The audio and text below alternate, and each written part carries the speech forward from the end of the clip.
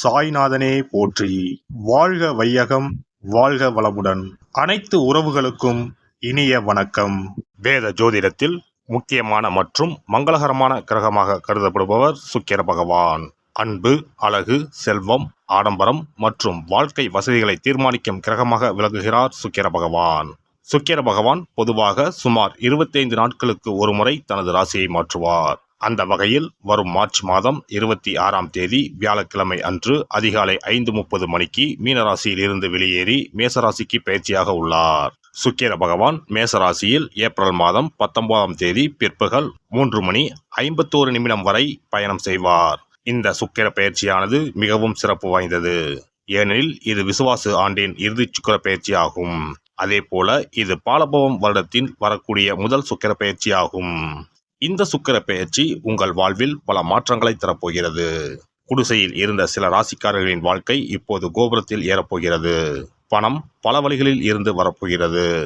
இதுவரை இருந்து வந்த உடல் உபாதைகள் படிப்படியாக குறையப் போகிறது. பட்ட கடனை அடைக்க புது வழிகள் பிறக்கும்.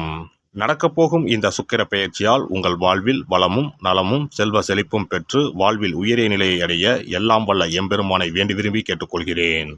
விருச்சிக ராசி அன்பர்களே, இந்த சுக்கிர பயிற்சியின் போது செய்தொழிலில் நேர்முக மறைமுக எதிர்ப்புகள் நீங்கும். புதியவர்கள் கூட்டாளிகள் ஆவார்கள். இதனால் கொடுக்கல் வாங்கல் விஷயங்கள் சிறப்பாக இருக்கும். புதிய வாய்ப்புகளும் உங்களை தேடி வரும். அதை சரியாக பயன்படுத்திக் கொள்வீர்கள். ஆற்றல் மிக்கவர்களையும் திறமைசாலிகளையும் உறுதுணையாக கொண்டு புதிய முயற்சிகளை செயல்படுத்துவீர்கள்.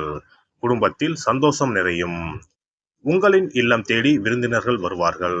மற்றவர்கள் முடியாது என்று விட்டுவிட்ட காரியங்களை கூட நீங்கள் சுலபமாக செய்து முடிப்பீர்கள். உங்களின் மனபலத்தை மூலதனமாக்கிக் கொள்வீர்கள். திருமணம் தடைப்பட்டவர்களுக்கு இந்த வருடம் திருமணம் நடக்கும்.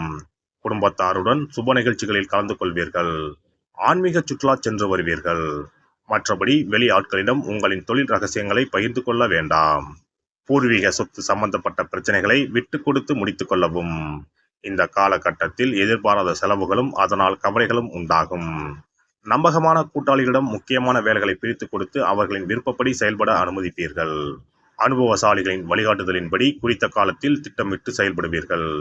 உங்களின் காரியங்கள் நேர்த்தியாக இருக்குமாறு பார்த்துக் கொள்வீர்கள். நல்ல நண்பர்களின் ஒத்துழைப்புடன் கடினமான வேலைகளையும் செய்து முடிப்பீர்கள். பெற்றோர் வழியில் சில மருத்துவ செலவுகள் உண்டாகலாம். உடன் பிறந்தோரால் அனாவசிய பிரச்சனைகள் ஏற்படலாம். அதனால் அவர்களிடம் பக்குவமாக நடந்து கொள்ளவும். அனாவசியமான பயணங்களை தவிர்ப்பது நல்லது. மேலும் பயணங்களின் போது கவனம் தேவை.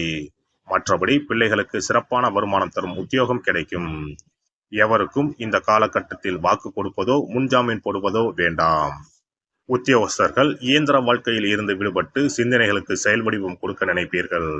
உங்களின் முன்னேற்றத்திற்கு தடையாக இருப்பவர்களை இனம் கண்டு விலக்குவீர்கள். பதவி உயர்வு கிடைக்கும். மேலதிகாரிகள் உங்களுக்கு அனுசரணையாக நடந்து கொள்வார்கள். வியாபாரிகளுக்கு கொடுக்கல் வாங்கல் விஷயங்கள் நல்லபடியாக முடியும். கூட்டாளிகள் உங்களை நம்பி புதிய முதலீடுகளில் ஈடுபட சம்மதிப்பார்கள். புதிய சந்தைகளை நாடி சென்று உங்களின் வியாபாரத்தை விரிவுபடுத்துவீர்கள். இதனால் சக வியாபாரிகளின் மத்தியில் உங்கள் செல்வாக்கை உயர்த்திக் கொள்வீர்கள். அரசியல்வாதிகள் திட்டமிட்ட காரியங்கள் அனைத்தையும் வெற்றிகரமாக முடிப்பீர்கள். உங்களுக்கு கட்சியில் எதிர்ப்புகள் அதிகரிக்கும் என்பதால் உட்கட்சி பூசல்களில் சிக்கிக்கொள்ளாமல் தப்பித்துக் கொள்வதே புத்திசாலித்தனம். கலைத்துறையினர் பழைய ஒப்பந்தங்களை நன்கு முடித்து கொடுத்த பிறகே புதிய ஒப்பந்தங்களை பெற முயற்சிக்கவும். ரசிகர்களின் மனம் புண்படாத வகையில் நடந்து கொள்ளுங்கள். சக கலைஞர்களும் உங்களுக்கு உதவக்கூடிய நிலையில் இருப்பார்கள். எனவே அவர்களின் மனம் குளிர நடந்து கொண்டு அவர்களை முழுமையாக பயன்படுத்திக் கொள்ளுங்கள். பெண்மணிகள் குடும்பத்தில் ஒற்றுமையை காண்பீர்கள். கணவரிடம் அன்பு பாசம் அதிகரிக்கும். உறவினர்களை அனுசரித்து நடந்து கொண்டு உங்கள் செல்வாக்கை அதிகப்படுத்திக் கொள்ளுங்கள். மாணவ மணிகள் படிப்பில் முழு கவனத்தையும் செலுத்தினால் நல்ல முன்னேற்றத்தை காணலாம். அதனால் தேவையில்லாத பிரச்சனைகளில் சிக்கிக்கொள்ள வேண்டாம். மற்றபடி விளையாட்டுகளில் அதிக ஈடுபாடு செலுத்தி வெற்றி பெறுவீர்கள். சக மாணவர்களிடம் கவனமாக பழகவும். நட்சத்திர பலன்கள் விசாகம் 4ஆம் பாதம். தடைகளை முறியடித்து காரிய வெற்றி காணலாம். குடும்பத்தில் மகிழ்ச்சியும் ஆனந்தமும் பெருகும். ஏதேனும் ஒரு காரணத்தால் குடும்பத்தை விட்டு பிரிந்து சென்றவர்கள் வந்து சேர்வார்கள். அனுஷம் நட்சத்திரம். கணவன் மனைவி இடையே அன்பும் பாசமும் பெருகும். திருமணம் போன்ற சுப நிகழ்ச்சிகள் இனிதே நடக்கும். நல்ல வரனாகவும் அமையும். குழந்தை பாக்கியம் கிட்டும். கேட்டை நட்சத்திரம். உறவினர்கள் நண்பர்கள் மூலம் அனுகூலம் கிடைக்கும்.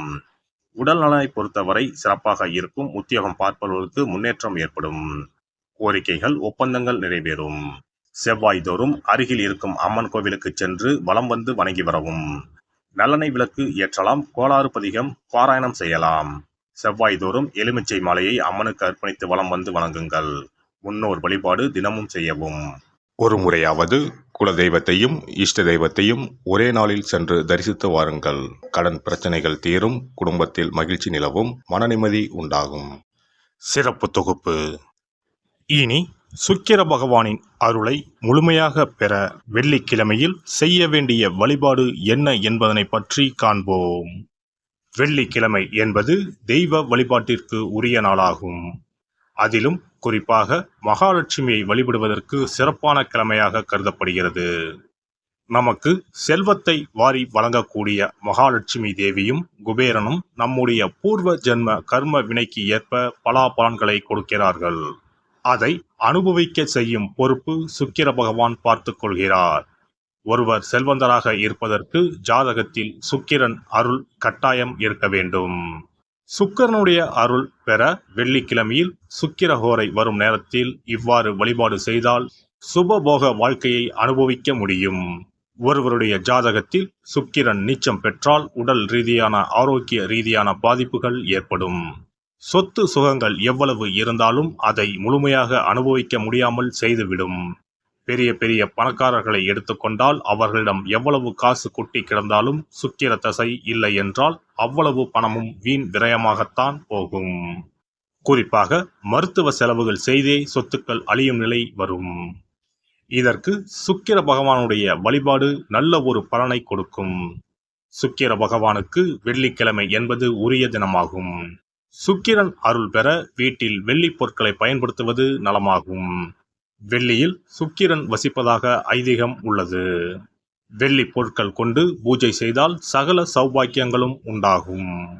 சுக்கிர வழிபாடு செய்ய நினைப்பவர்கள் காலை 6 மணி முதல் 7 மணி வரையிலான காலம் சுக்கிரஹோரை ஆகும். அதனை தவறவிட்டால் மதியம் 1 மணி முதல் 2 மணி வரை சுக்கிரஹோரை நிகழ்கின்றது. அதையும் தவறவிட்டால் இரவு 8 மணி முதல் 9 மணி வரையிலான சுக்கிரஹோரை நேரத்தில் வழிபாடுகள் செய்து பயன்பெறலாம். இவற்றில் காலை 6 மணி முதல் 7 மணி வரையிலான முதல் சுக்கிரஹோரையில் சுக்கிர வழிபாடு செய்வது சிறப்பான பலன்களை கொடுக்கும். காலை முதல் மாலை வரை உபவாசம் இருந்து சுக்கிர பகவானுக்கு உரிய காயத்ரி மந்திரத்தை உச்சரித்து கல்கண்டு சேர்த்த சர்க்கரை பொங்கலை நைவேத்தியம் படைத்து வெள்ளை நிற பூக்களால் அர்ச்சனை செய்ய வேண்டும். சுக்கிர தசை நடப்பவர்களும் சுக்கிரன் நீச்சம் பெற்ற ஜாதகக்காரர்களும் இந்த வழிபாடு செய்வது சிறப்பான பலன்களை கொடுக்கும். சுக்கிர தசை நடக்கும் பொழுது சுக்கிர வழிபாடு செய்து வர வருமானத்தை சுகமான வாழ்க்கை வாழ்வதற்கு உரிய வகையில் பயணிக்க செய்யும். வீடு, நிலம் வாங்குவது, ஆடம்பர பொருட்கள், சொத்துக்கள் போன்றவற்றை வாங்க வைக்கும்.